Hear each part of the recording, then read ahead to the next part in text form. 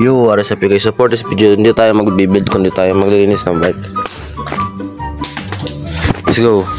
Oops, balikan natin. Sayang, baka sayang. So yun guys, sobra muna tayo. So wala tayong magawa, kaya tayo mag-washing ng bike. Okay, let's go. Ito nga pala, i-fixin na puti. So yun guys, papunta na tayo. So dito may pa-ASMR pa tayo nalalaman yun, no? Alright, bang. Yun, no? Ito nga gagamitin natin guys. Bomba. So yan, babasahin na natin yan hanggang sa mabasayan ng basang-basa. Tapos yan, basa. Tapos dito naman sasabon na natin yan ng mabuti hanggang sa ito ay masabon ng mabuti. So yan, sabon. Alright.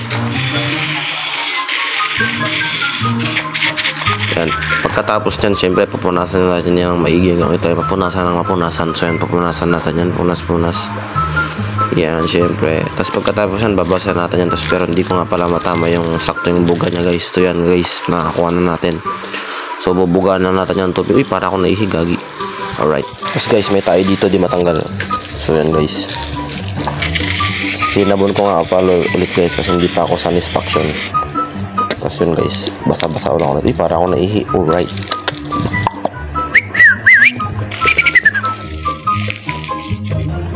So ito nga pala yung bike natin guys pagkatapos and before.